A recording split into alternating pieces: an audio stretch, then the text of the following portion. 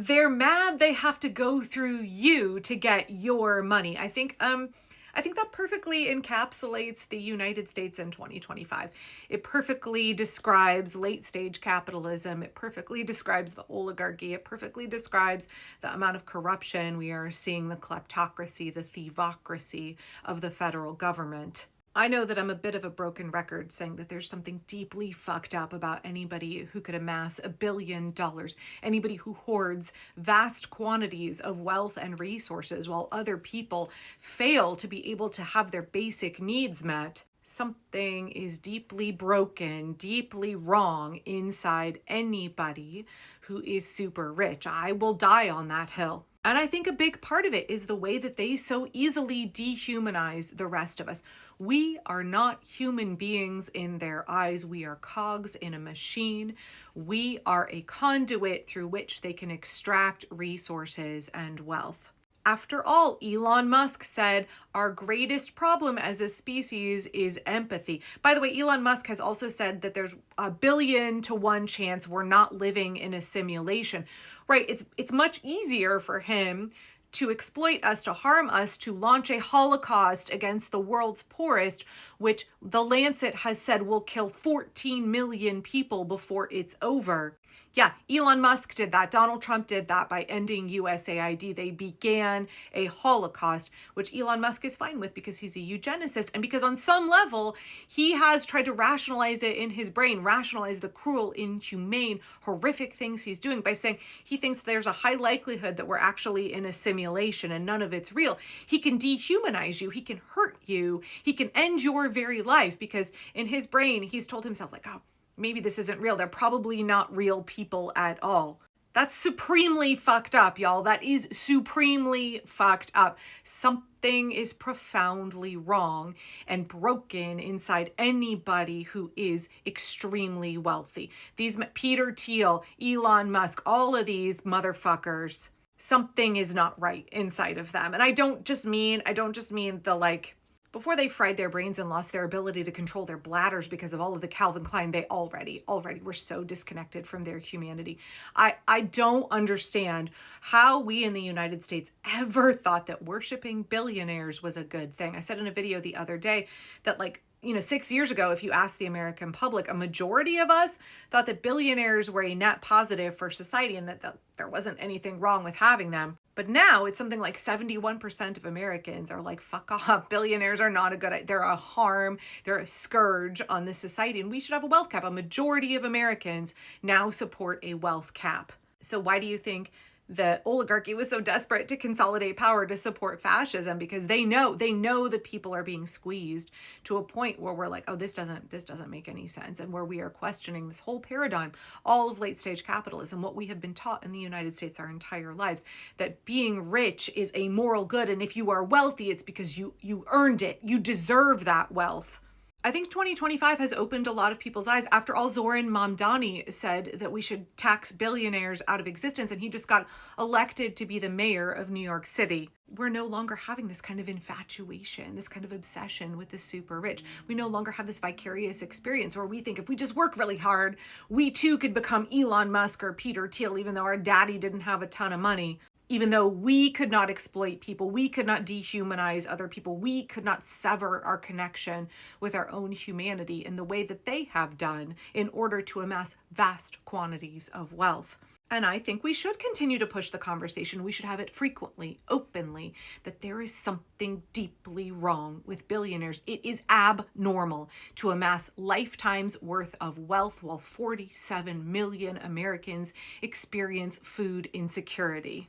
Trump has a $3.5 million Great Gatsby themed party at the same time he says too many Americans are on SNAP. He remodeled a White House bathroom for absolutely no reason, spending millions on marble, on gold-plated toilet paper holders, while 50% of America's children are food insecure. While he's dismantling FEMA and says in the wake of a natural disaster like the floods in Washington state, like, good luck, you're on your own. I know you thought your taxpayer dollars were going to that, but actually they're going to put in gold-plated toilet paper holders in the White House.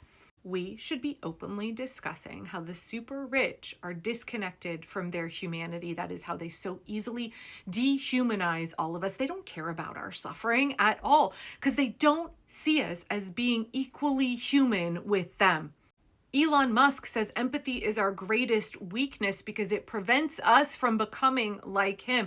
If we see our fellow human beings as actual, real people, if we can empathize with their suffering and their joy, we cannot do to them the things that Elon Musk does to us. We cannot do to them the things that the Trump regime does to our immigrants. I don't actually have a good gauge for like whether all of these fucks are narcissists in the first place.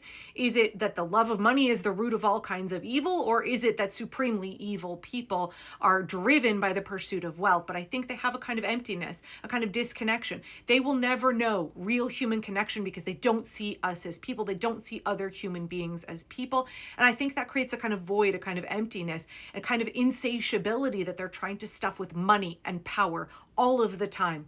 I think some of the saddest, most fragile, most unhappy people you will ever meet are the super rich. Donald Trump is not a man who has ever known peace and contentment. He's not a man who will ever experience true joy. And I think that's definitely true of Elon Musk. Expecting the kinds of men who become super rich to somehow decide that we're people, to somehow decide to grow a conscience, I think that that is entirely futile. We have to have regulation. We have to have policy in place to protect all of us. I was talking with somebody on social media earlier who was saying that one of the key solutions to the problem we're experiencing now is that we need to have guardrails. We need to have safety nets. We need to have policy and programs that protect society from being exploited by narcissists. And I was like, this really interests me because we really don't have anything in our Constitution, anything in our governmental structure that can successfully protect the American people and our government from being exploited by a narcissist. And it's not just us. Time and time and time again across history, in other governments, right? Like look at Viktor Orban, look at Vladimir Putin, look at Benjamin Netanyahu. Like there are cruel, narcissistic men who will exploit these systems over and over again. And we as human beings, please correct me if I'm wrong, I don't see that we have successfully built any kind of guardrails, any kind of protections from fragile narcissists. It feels like we as human beings have to repeat this cycle over and over and over again. And as a permaculture solution-minded person, I would love to figure out how can we prevent this from happening? Are we just doomed to be vulnerable? Is there something in the way that we have evolved that allows narcissists to exploit us to a point where like it takes us a while to figure out what they're doing? It takes us a while to come together as people to defend ourselves against just a few of these men who can do so much harm, who can kill millions of people. Like, why is it that we're destined to repeat this cycle where men whose like daddies don't love them and they can't connect to other people and they feel terribly brittle and frail and fragile on the inside, but they have these massive, very brittle egos? How is it that they're able to over and over and over again violate us, inflict tremendous suffering, and we have not created systems to protect us in advance? Part of what frustrates me about what we're going through now is that like we know what billionaires are. We know what would-be autocrats are. These are known quantities. These men use a very, very predictable playbook. And yet we're in this position again in 2025 America. People warned us for over a decade about who Donald Trump was and what he was trying to do with our government, with his political ambitions. And those folks got laughed at.